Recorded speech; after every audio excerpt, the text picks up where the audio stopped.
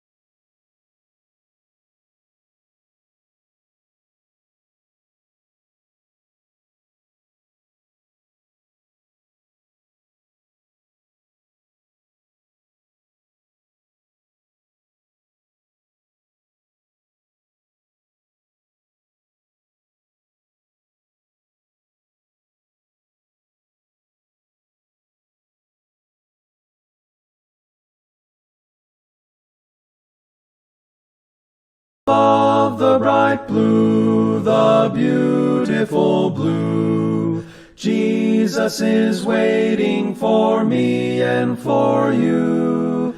Heaven is there, not far from our side, beautiful city of light. We know not when He shall call us, whether soon the glad summons shall be. But we know when we pass o'er the river, the glory of Jesus we'll see.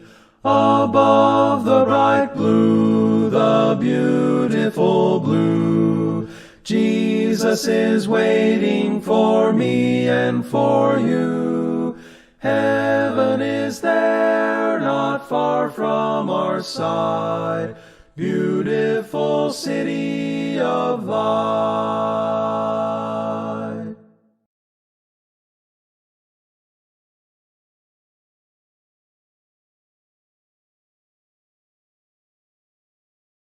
That's never failing.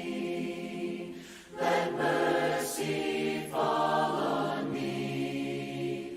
Everyone needs forgiveness, the kindness of the Savior.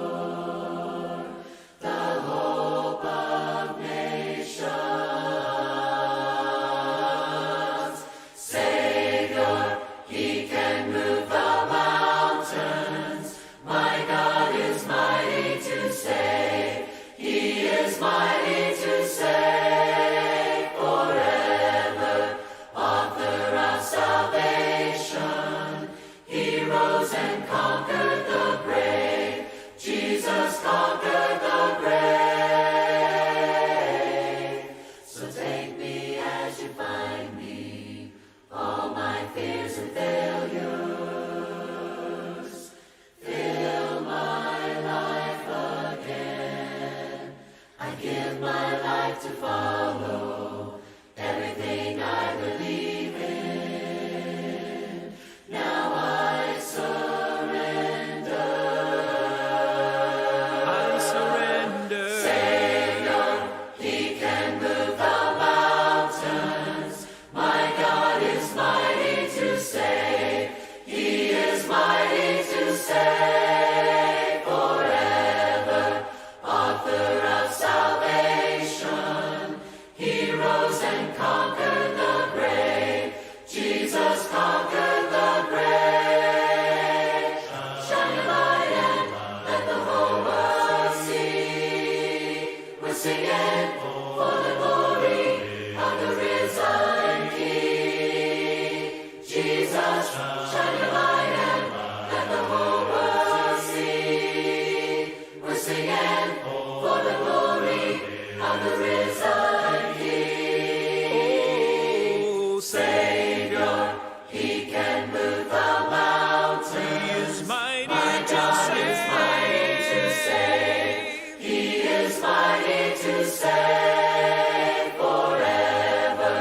Author of salvation, He rose and conquered the grave. Conquered the Jesus grave. conquered the grave. Savior, You can move the mountains. You are mighty Lord, to You are save. mighty to save. Mighty to You are save. mighty to save forever.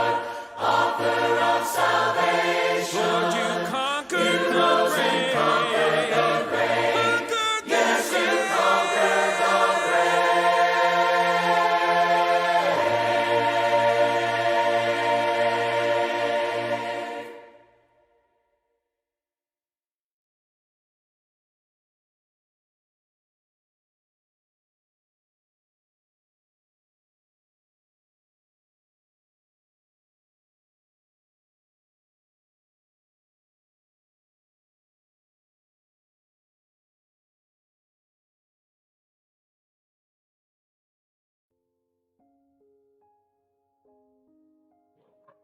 Tayo po'y manalangin. Mapagpala namin Diyos na dakila sa lahat, Ama naming mapagmahal. Sa hapong ito, patuloy kami po'y nagpupuri, nagpapasalamat, tinadakila ang iyong pangalan sa mga oras na to. Salamat po Panginoon sa patuloy pong buhay, sa patuloy pong kalakasan, sa pag-iingat niyo po sa bawat isa sa amin. Salamat din po sa mga patuloy na biyaya at pagkapala sa lahat ng mga pangangailangan na yung hapong binibigay sa amin. Samahan niyo po kami, Panginoon Diyos, sa hapong ito, sa aming pag-aaral ng iyong mga salita. Yung hapong tulungan, gabayan ang iyong abang lingkod na napili, pahayag na iyong salita sa hapong ito. Ikaw po ang magbuka ng aking bibig. Gamitin niyo po ang instrumento sa hapong ito, at kung ano po ang nais niyo pong maiparating sa hapong ito ay ayun po ang masunod ayon sa iyong dakilang kalooban. Buksan niyo rin po ang puso't isip ng bawat isa na nakikipag-isa sa live stream na ito. Pagkalooban ng malawak na pangunawa, Panginoon, upang malawak na tanggapin ang iyong mga salita sa hapong ito. Kami po'y humihingi ng tawad sa mga pagkukulang, sa mga pagkakasalang nagagawa namin. Maging man to'y lihim o hayag, Panginoon. Gabayan niyo po ang iyong mga anak, saan man sila dako na naroroon. At ang lahat ng ito ay ipinapanalangin namin sa matamis na pangalan ni Jesus. Amen.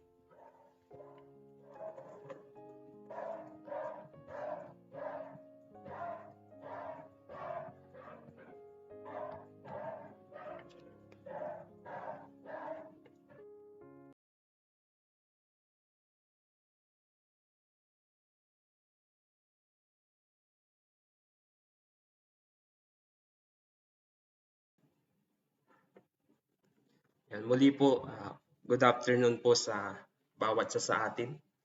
Ang ating pong teksto ay matatagpuan sa aklat ng Pahayag, Kabanata 21, talata 4. or Revelation chapter 21 verse 4. Ganito po ang sinasabi. At papahirin niya ang bawat luha sa kanilang mga mata. Wala nang kamatayan, dalamhati, pagtangis, at paghihirap, sapagkat lumipas na ang dating mga bagay. Pagpalain po ang ating nabasa. Alam niyo mga kapatid, lahat naman siguro ng tao o lahat naman ng tao sa mundong ito ay ninanais na maging masaya or gustong maging masaya. Kasi sa buhay nito na-observe ko sa mga tao, lagi nilang hinahanap ang kaligayahan, ang kasiyahan sa anumang bagay o saan man. Matagpuan lang ang kasiyahan. Halimbawa, this is the career na gustong-gusto nilang i-pursue. Gagawin nila yung lahat ng makakaya nila, buong sikap para lang makamit yung career na yon. Halimbawa, pagpupulis.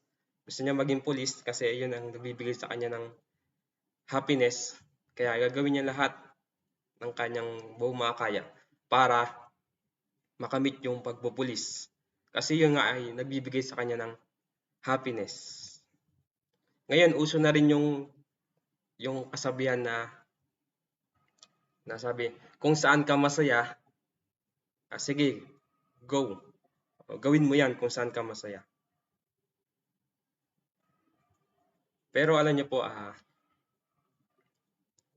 not everything what make us happy or not everything that brings us happiness is good for us.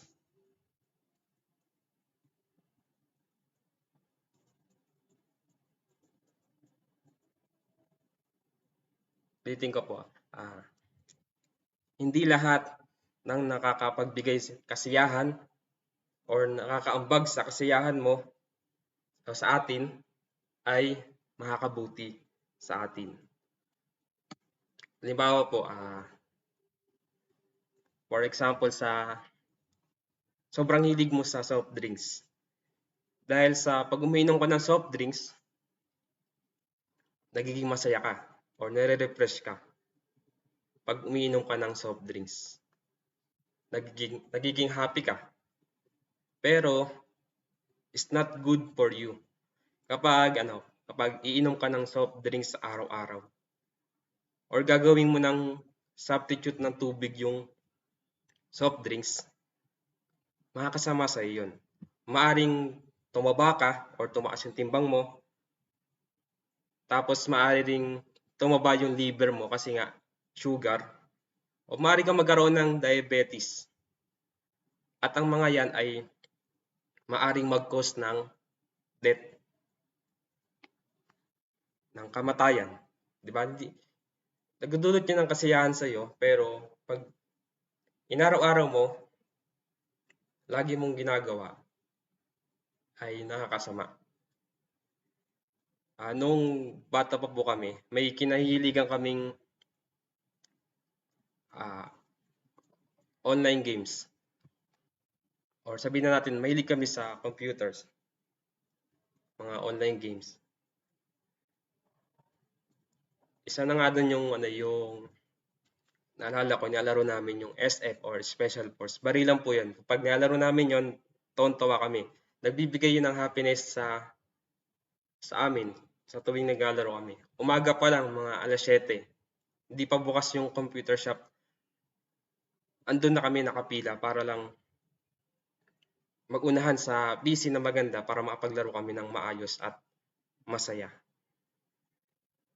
Pero later on na napagtanto ko na yung sa paglalaro ko na yun, na-addict na ako. Dumating sa punto na napababayaan ko na yung sarili ko. Kung makikita nyo ako dati, napakapayat ko. Tapos, payat talaga. At yung pag-aaral ko rin napabayaan ko. Ilang beses akong pahinto-hinto sa first year. Kung may mastery nga yung pagiging first year, baka na-master ko na yung pagiging first year. Kasi nga, dahil sa online games o sa pagko-computer. Kaya, ayun, na-realize ko na itigil. Kaya yung simula po nung matagal na yun, tinigil ko na yung pagko-computer. Hanggang ngayon, di na ako nagko-computer. Dati, marami akong alam sa computer. Ngayon, dahil nga naglaylo ako sa pagko-computer, medyo may nakalimutan na akong mga gamit sa computer. Kasi nga, hindi na ako nag-computer. Doon po, nagbibigay yan ng kasiyahan sa amin dati. Pero, hindi nagdudulot ng maganda, ng mabuti, or di nakakabuti sa amin bilang kabataan, or sa akin na lang bilang kabataan. Ang happiness na hinahabol natin or inaasam-asam natin dito sa mundo is temporary. Temporary po yung mga happiness na kasiyahan na inaasam-asam natin, hinahabol-habol natin dito sa mundo. Temporary lang po yan. Sabihin na natin na nakuha mo na nabili mo na yung pinakagusto mong kotse or bagay. After few years, parang mapapagod ka na o parang masasawa ka na sa bagay na yon.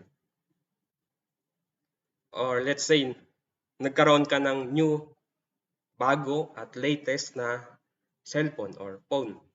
Siyempre, wow, di ba? Wow, bago, latest. Siyempre, magiging masaya ka. Kasi ikaw yung may latest na cellphone at bago pa. Pero later on, yung cellphone na yun, pagsasawaan mo rin. Later on, magsasawa ka din sa bagay na yun. Kasi nga, may darating na mas bago, maluluma rin yung cellphone mo, at may isipan mo na mag-upgrade din. Ganon. Limited lang yung kasiyahan na naidudulot ng bagay na yun. Kaya sabi ko kanina, ang happiness na inaasam-asam natin dito sa mundo ay limited. Mamaya, tatalakayin natin bakit limited siya. Limited or panandalian lang or may hangganan.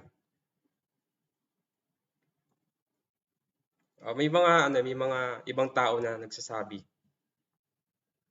basta masaya ako, I'm fine.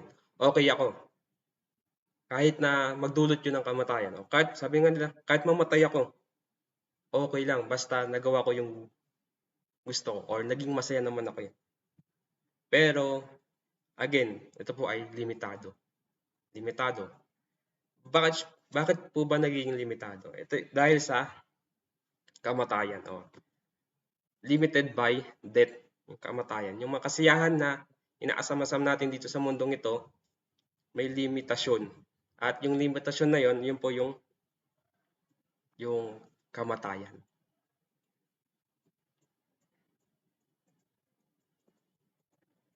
Merong kind of happiness that is always good for us. At ito po ay hindi nalilimitahan ng kamatayan. Ano po yun? Ang happiness na yon ay matatagpuan mo walang iba kundi sa ating Panginoong Jesus. Sa ating Panginoong Jesus. Yung happiness na dulot niya ay hindi limited by death or di nililimitahan ng kamatayan. Sabi niya sa Luke 18:22, come and follow me. At sinabi rin niya sa Juan 14 verse 16, sabi niya doon, I am the way, the truth, and the life. No one comes to the Father except through Him. Ang sinasabi niya, walang makakapunta sa Ama, walang makakapunta sa langit, kundi sa pamamagitan niya. O wala nang ibang daan kundi sa pamamagitan ng ating Panginoong Jesus. Sabi rin po sa John 10 verse 10, sabi niya doon, I have come that they may have life and have it abundantly. Sa Tagalog sabihin, naparito ako upang ang mga tupa ay magkaroon ng buhay, ng isang buhay na masagana at ganap.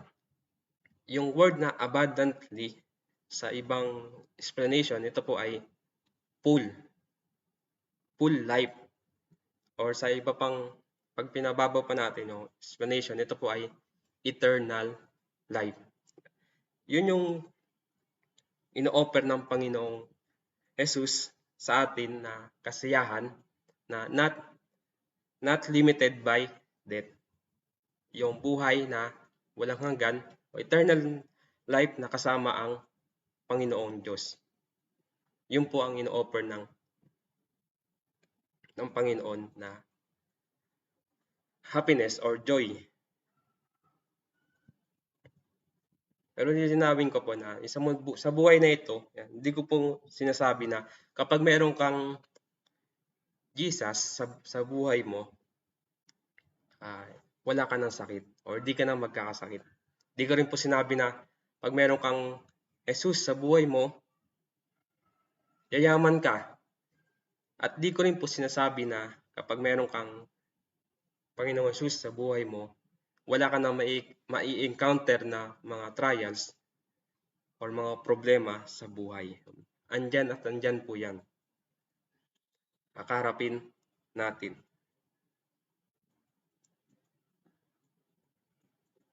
Ang sinasabi ko po is, when you have Jesus, you have everything.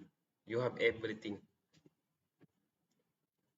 Oo, magkakaroon tayo ng maraming mga problema, maraming pagsubok, pagdurusa, habang naririto tayo dito sa mundong ito.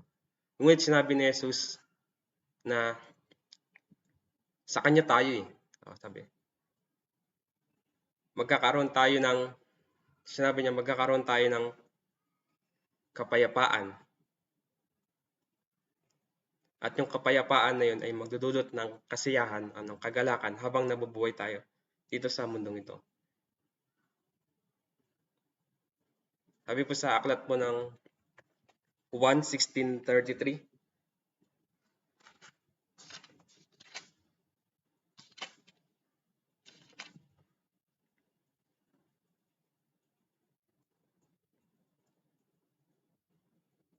Sinabi ko ito sa inyo upang kayo magkaroon ng kapayapaan sa pakikipag-isa sa akin. Mayroon kayong kapighatian dito sa sanlibutan, ngunit laksan ninyo ang inyong loob na pagtagumpayan ko na ang sanlibutan. Napakaganda ng sinabi ng Panginoong Jesus dito na bibigyan na tayo ng kapayapaan sa pakikipag-isa natin sa Kanya. Sabi nilinaw ng Panginoong Jesus na magkakaroon tayo ng mga pagsubok na kakarapin sa buhay. Pero pinapayuhan niya tayo na lakasan natin ang ating loob. Dahil siya ay nasa atin. Sabi ng Panginoon na pagtagumpayan ko na ang sanlibutan. Ang sinasabi niya dito yung napagtagumpayan ng Panginoon yung kamatayan. Tayong mga Kristiyano, pag nagpapatuloy tayong nagpapasakop sa Panginoon at patuloy na ipinamumuhay natin siya sa ating buhay, darating sa atin yung kamatayan. Pero sa tulong ng Panginoon, sa pamamagitan ng Panginoon, ang kamatayan ay mapagpapagtagumpayan natin. Kagaya ng Panginoon na napagtagumpayan niya ang sanlibutan. Kaya sa pananatili sa Kanya, magkakaroon tayo ng ating kapayapaan.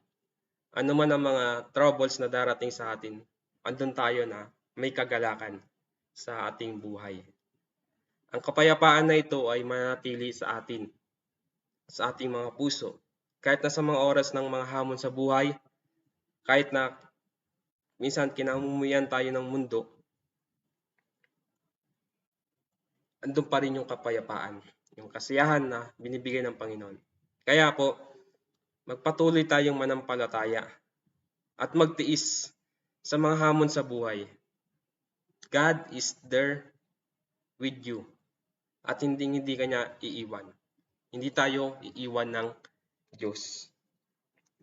And also, ang sinasabi ko po is, when you have Jesus, will you have full life? Alam niyo bakit po? Ulit-ulit kong sinasabi to is, sabi kasi ng Panginoon na sa Bible na ipapako siya sa krus at sa ikatlong araw ay muling mabubuhay.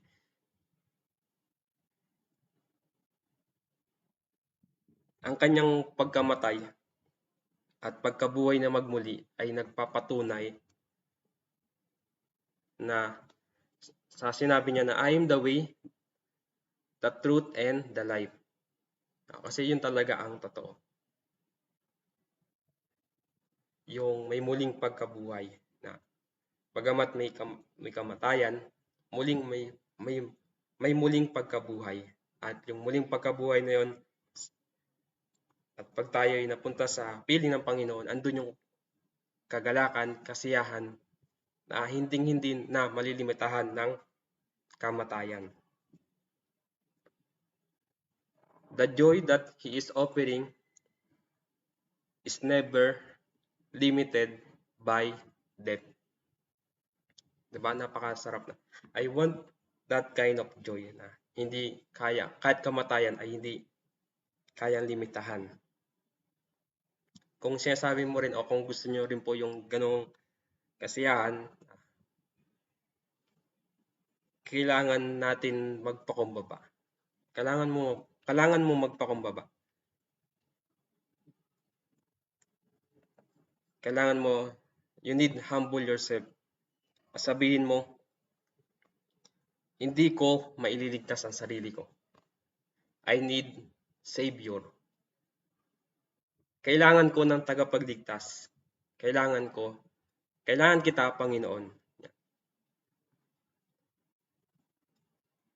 Kasi ang Panginoong Jesus ang magbibigay sa atin ng assurance. Wala nang iba, kundi ang Panginoong Hesus Kristo lamang.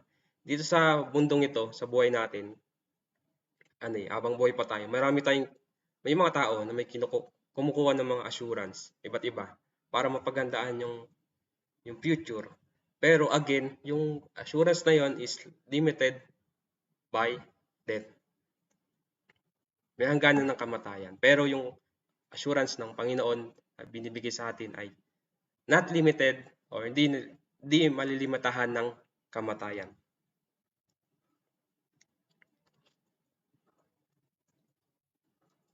Ulitin ko po mga kapatid, not everything that we want and not everything that we think will make us happy and will give us a true last joy. Hindi lahat ng bagay or iniisip natin na sa tingin natin ay magdudulot sa atin ng kasiyahan ay hindi natin masisigurado or na magtatagal or may limitasyon.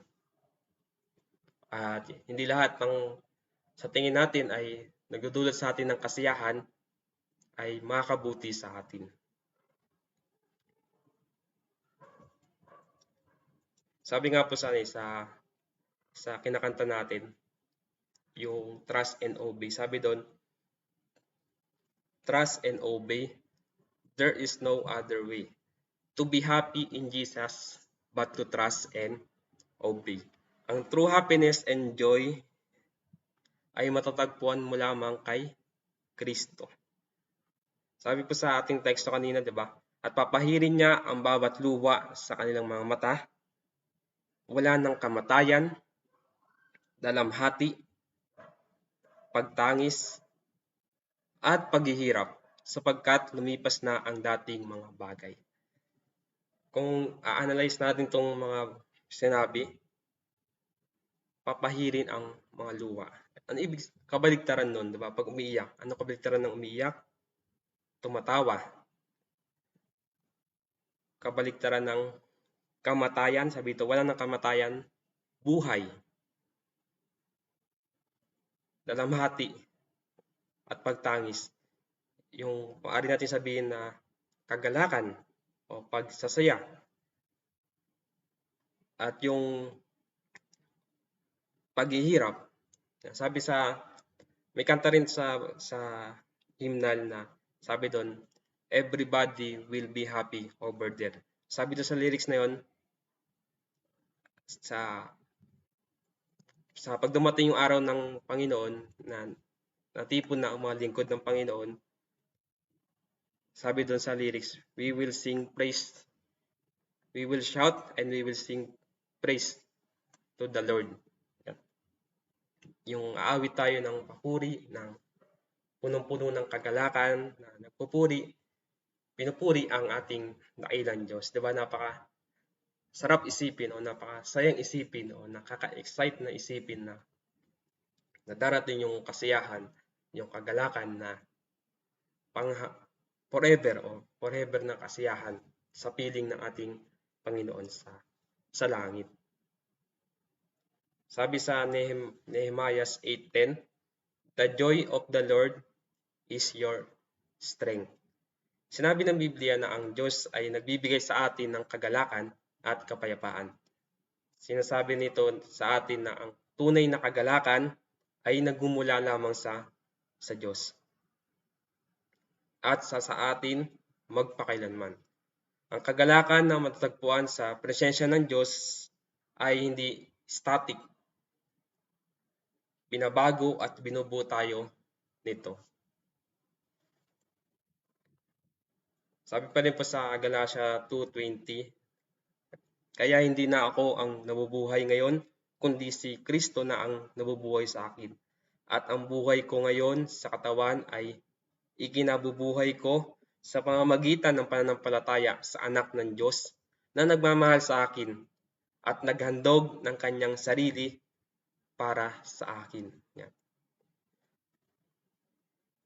Patuloy po tayong magpasakop yung ating buhay sa Panginoon. Ulitin ko po, i-wrap up natin itong ating mensahe. May mga bagay sa mundong ito na nagdudulot sa atin ng kasiyahan, pero hindi lahat ay makakabuti sa atin. At may mga kasiyahan tayo dito sa mundong ito or mga bagay or pangyayari sa mundong ito na minsan akala natin ay panghabang panahon na, pero mayroong limitasyon. Yun nga ay ang kamatayan, no? Limited by death. Pero ang kagalakan or kasiyahan na dulot ng pakikipag-isa kay Kristo ay forever na kaligayahan na hindi kayang-kayang limitahan ng kamatayan. Yun po ang ating mensahe sa hapong ito.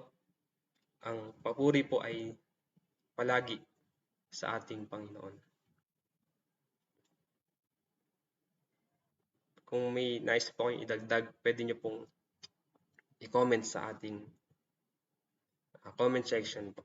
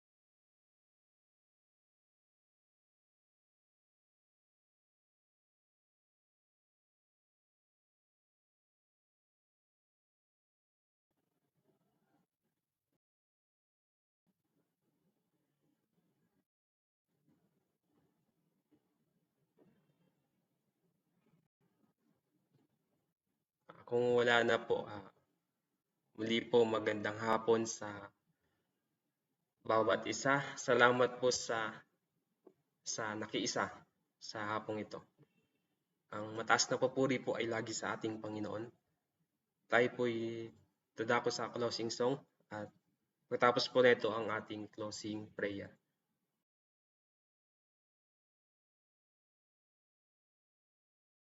The happy land of promise over in the great beyond, where the saved of earth shall soon their glory share, where the souls of men shall enter and live on forevermore. Everybody will be happy over there. Everybody will be happy over there, over there. We'll be happy over there. We will shout and sing His praises through the never-ending rages. Everybody will be happy over there.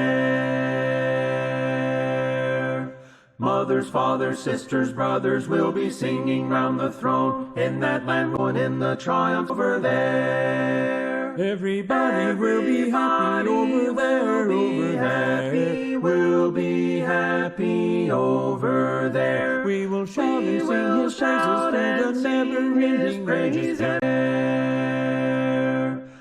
We will hear nobody praying and no mourning in that land, for no burdens there will be for us to bear. All the people will be singing glory, glory to the Lamb. Everybody will be happy over there. Everybody will be happy over there, over there. We'll be happy over there. We will shout and sing His praises through the never-ending rages. Everybody will be happy over there. There we'll meet the one who saved us and who kept us by His grace, and who brought us to that land so bright and fair. We will praise His name forever as we look upon His face. Everybody will be happy over there. Everybody will be happy over there, over there. We'll be happy over there. We will shout and sing His praises through the never-ending rages. Everybody will be happy over there.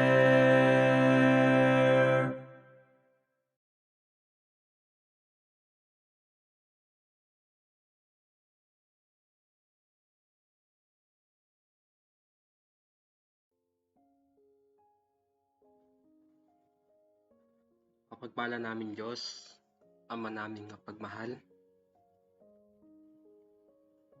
Nagpapasalamat po kami sa natapos po namin gawain. Sa iyong nga pong gabay at tulong, ito po ay naging matagumpay. Salamat sa mga salita mo na aming napagbulay-bulayan. Salamat Panginoon sa pagtulong niyo po sa akin na maipahayag ang iyong salita. Salamat din sa buhay at presensya ng bawat isa. Bagamat po kami magkakalayo ay patuloy nagkakaisa sa damdamin at isip na sama-samang mag-aral ng iyong masalita at sama-samang magpuri sa inyo Panginoon at manalangin. Tunay nga Panginoon Diyos na ang bawat isa sa amin ay patuloy po kami nagpapakumbaba sa inyo, sa inyong harapan Panginoon. Kami po ay patuloy na humihingi ng kapatawaran sa lahat ng aming mga pagkakasala. Totoo Panginoon na minsan ang buhay namin dito sa mundong ito ay joyful, may kasiyahan, bagamat ito po ay limitado. At sa hapong ito ay pinaalala mo sa amin na ikaw ang makakapagbibigay sa amin ng abundant life o eternal life, Panginoon, na patuloy na magdudulot ng kagalakan, ng kasiyahan na hindi kayang limitahan ng kamatayan. Kaya patuloy, Panginoon, na ikaw ay tatanggapin namin sa aming mga puso at magiging Diyos at Panginoon at tagapagligtas namin. Patuloy niyo pong baguhin ang aming buhay at gamitin sa iyong ministry, Panginoon. Salamat sa amazing life na patuloy pinagkakaloob sa amin. Salamat, Panginoon, sa pagmamahal na patuloy niyo pong pinaparamdam sa amin. Inilalapit namin, Ama, aming mga kapatid, mga kamag-anak, kaibigan, kakilala na may mga karamdaman sa mga oras na ito, Panginoon. Aming pong panalangin, hiling ay sila po ay iyong paggalingin. Pagpalain niyo po ang mga gamot na kanilang iniinom na instrumento sa kanilang agarang paggaling. Patuloy niyo pong ipagkaloob sa kanila ang kanilang mga pangangailangan na upang sila po ay agarang gumaling. Pinapanalangin din po namin ang buong mundo, Panginoon, ang patuloy na pandemic na umiiral at sa mga ibang lugar na may kaguluhan. Pinapanalangin namin sila, Panginoon, na bigyan niyo po ng kaayusan at kapayapaan. At sa inyong kalooban, Panginoon, ito po ay mapangyayari, Panginoon. Ingatan niyo po ang bawat isa sa amin, sa maghapon po, Panginoon, na aming gugulin at sa magdamag, pagkaingatan niyo po ang bawat sa amin. At ang lahat na ito ay pinapanalangin namin sa matamis na pangalan ni Jesus na aming Diyos at tagapagligtas. Amen.